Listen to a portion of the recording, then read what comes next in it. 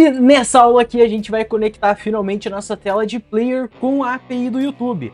Agora, de fato, depois dessa aula, a gente vai ter a nossa plataforma de curso totalmente conectada com o YouTube. Todas as telas já vão ter conectado com a API, já vão estar trazendo conteúdo dinâmico. E finalmente a gente vai estar um passinho a mais para finalizar de vez esse curso aqui.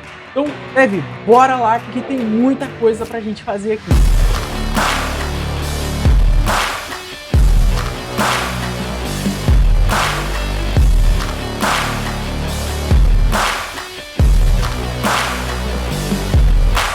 Olá, Dev, tudo certo contigo? Seja muito bem-vindo a mais uma aula do nosso curso de Next.js, CSS e TypeScript. Dev, nessa aula aqui, a gente vai então finalmente conectar a nossa tela de player com as APIs do YouTube.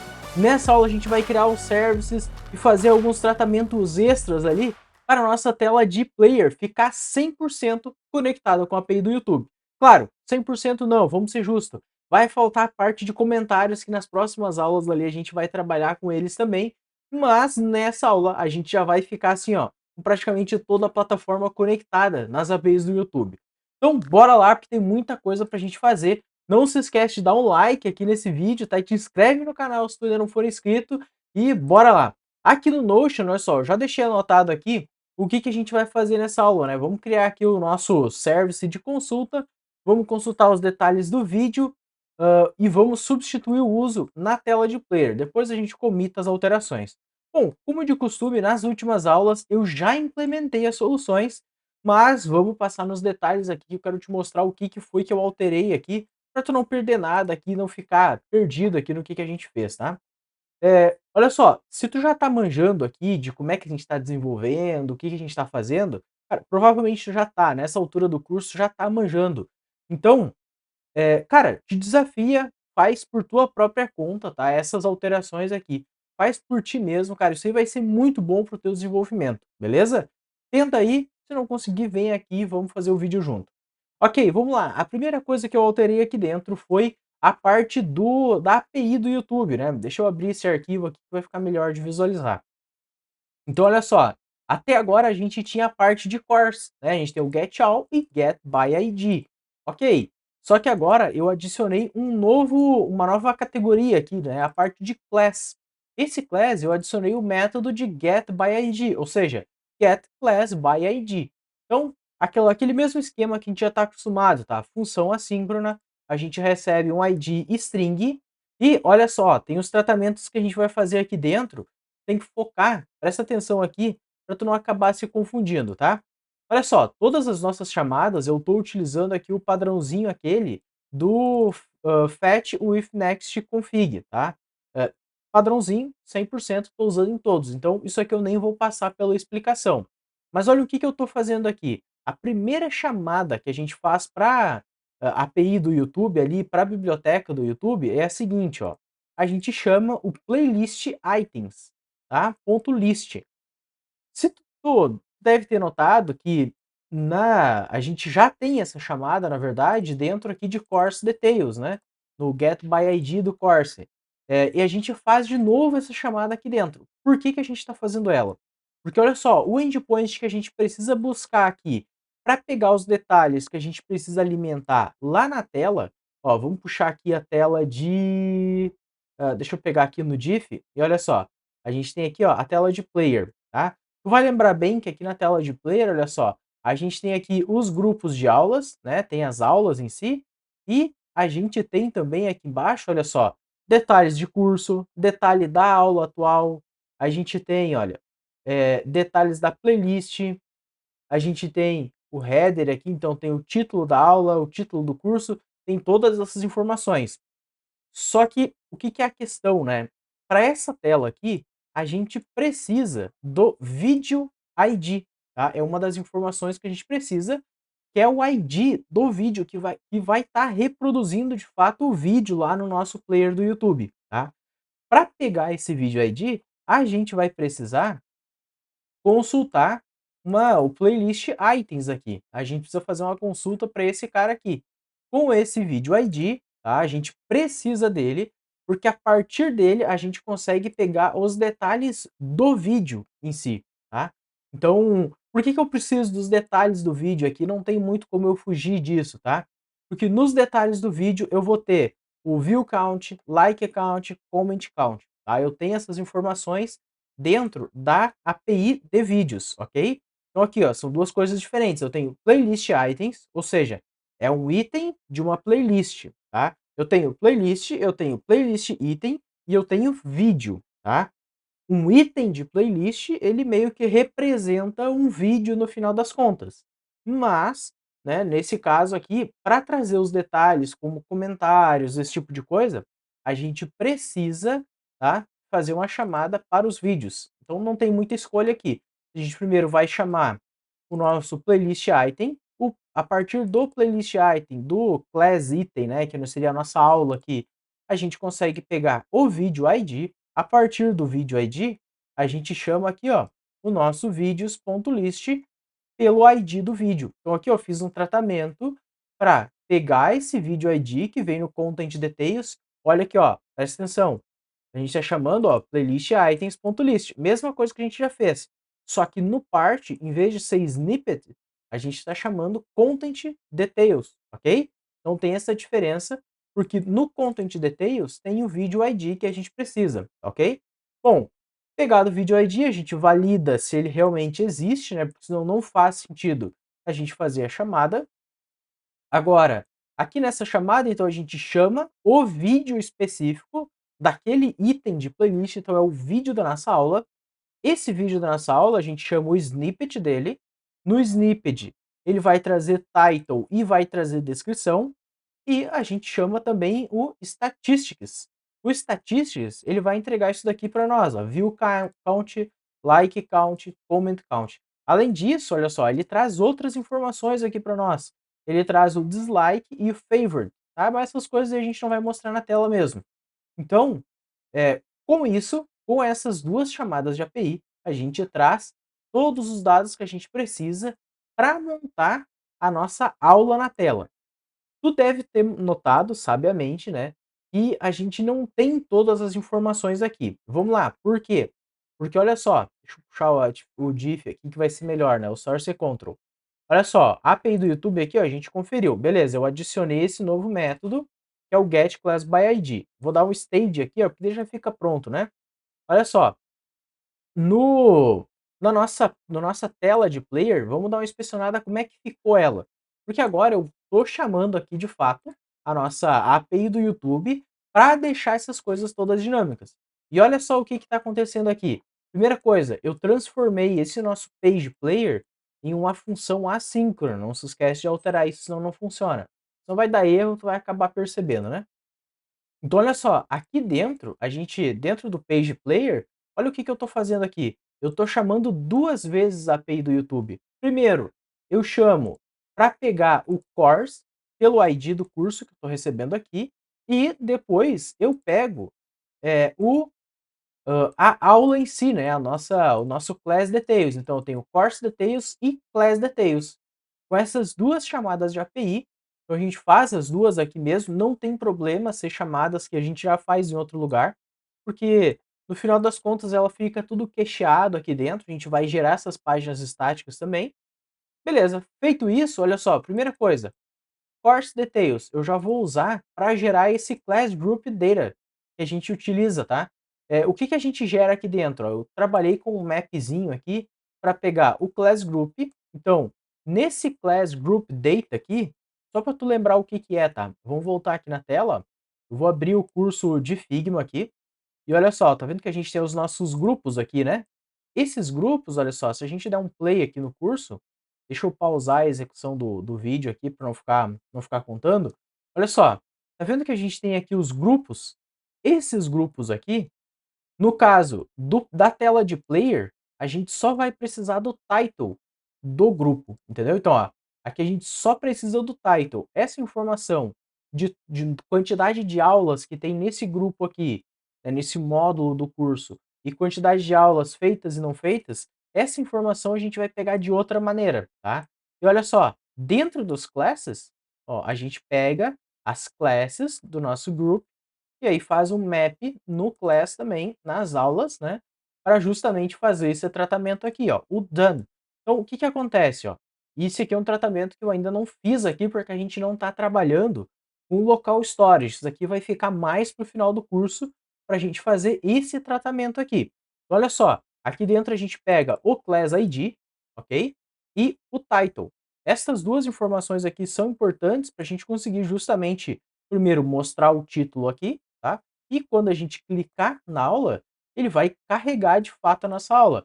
Pode ver que aqui no player, olha só, ele já ficou com a aula número 2 aqui carregada. Top. Tá. O que a gente faz agora? Com esse Class Group Data aqui, ó, a gente pode passar ele aqui para o nosso Player Playlist, ok? Então aqui a gente está de fato montando a nossa tela de player. Agora, o que, que mais a gente tem aqui? A gente tem no nosso, tem o Player Header aqui. Esse Player Header, a gente pega uma parte de cada lugar das informações, né? Então a gente, ó, Class Details, a gente pega o título da aula e o subtítulo é o título do curso. Com isso, a gente vai ter aqui, ó, a aula 02, Auto Layout e Componentes, e a gente tem aqui ó, o nome do curso, ó, curso de Figma para devs, ok? Então, com isso, a gente consegue trabalhar o header.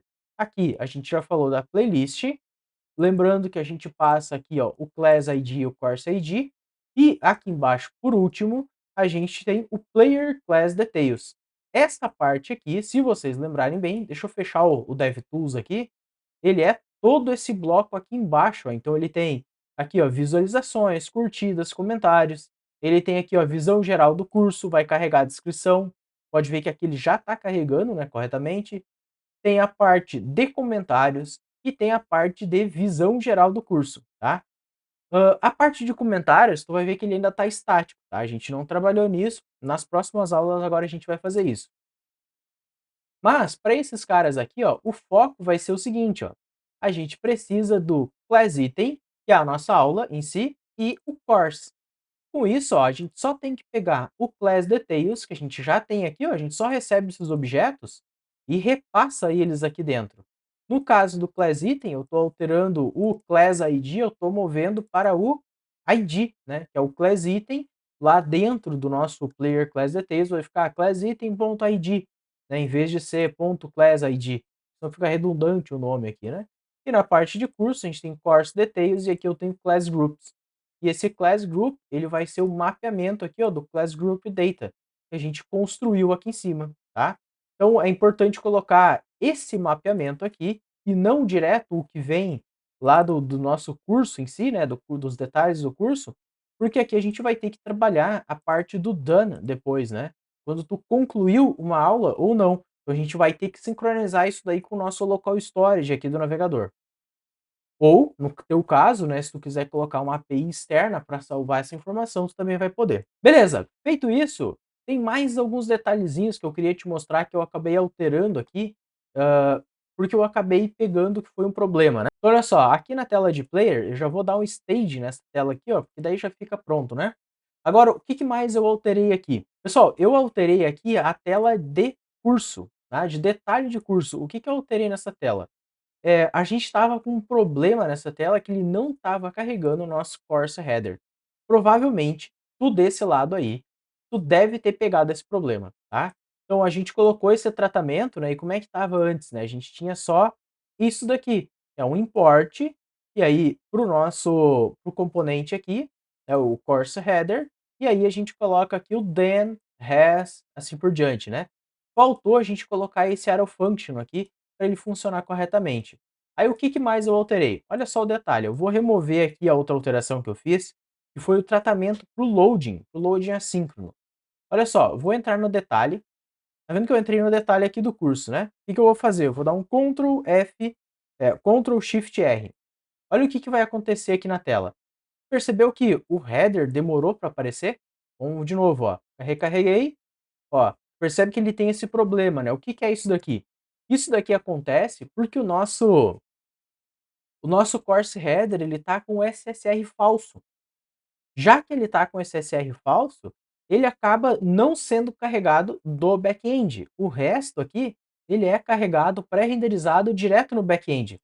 Então a gente acaba tendo esse conflito, né?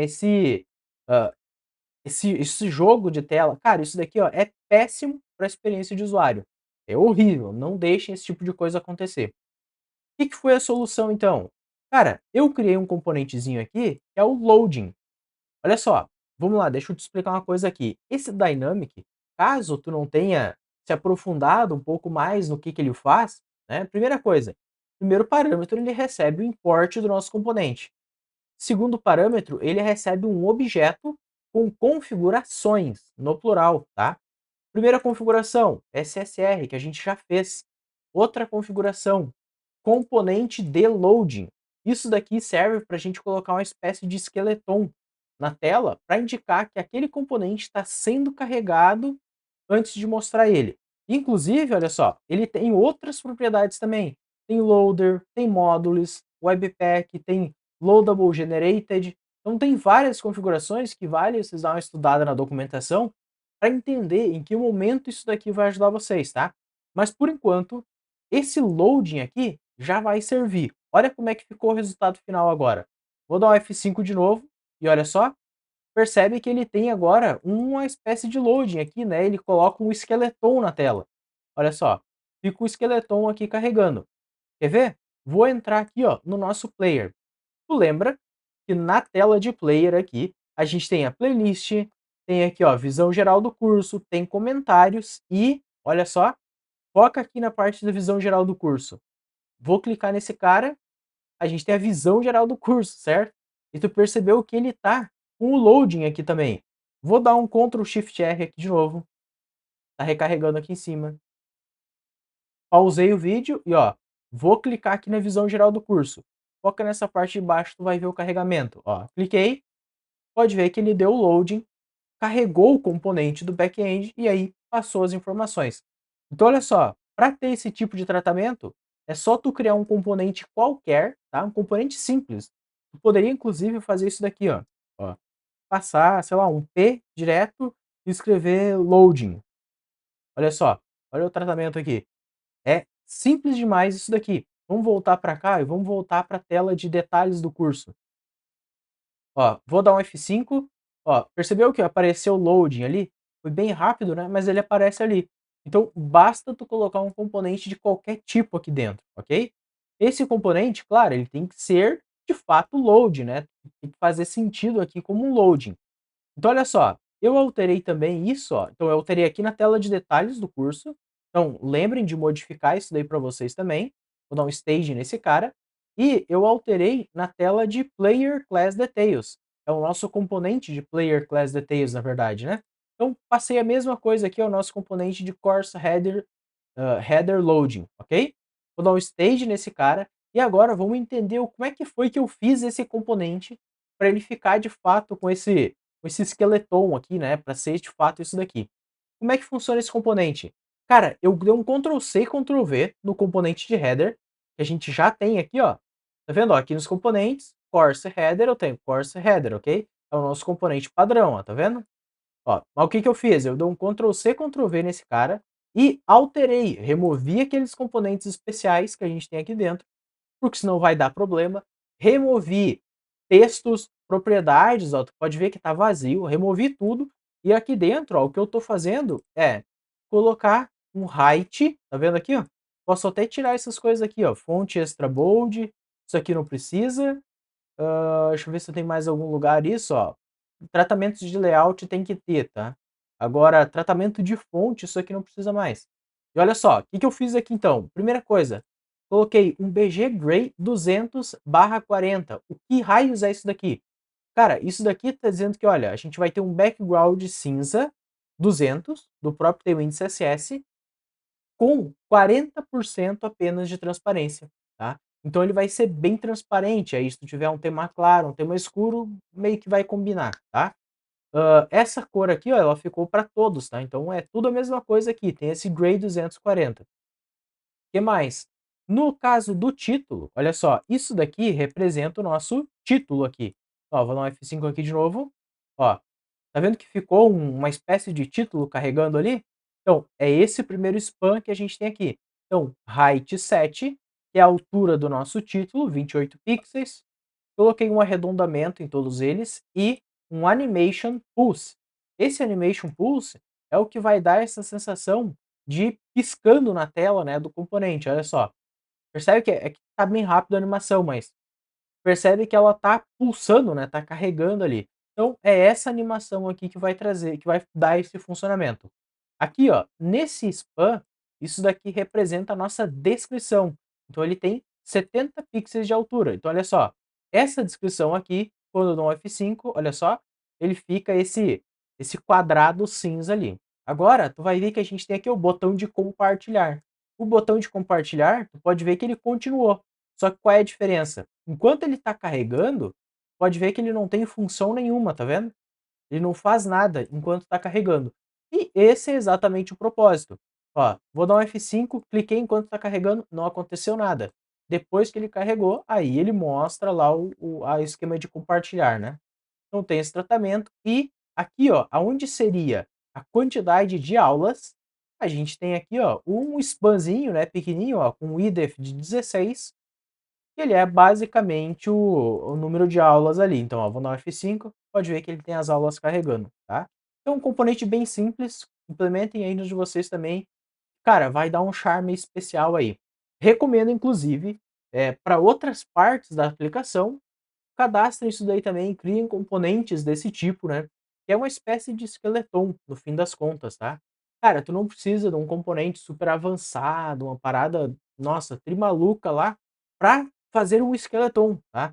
Um esqueleton, cara, é isso aqui que a gente fez, é um negócio que fica pulsando na tela, tá?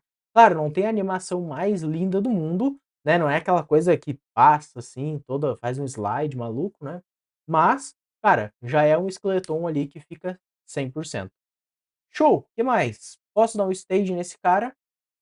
Então olha só, as alterações que ficou para essa aula, né, então a gente alterou aqui o loading dos dynamics, então lembra de alterar isso daí, a gente conectou a nossa tela de player com a API do YouTube também.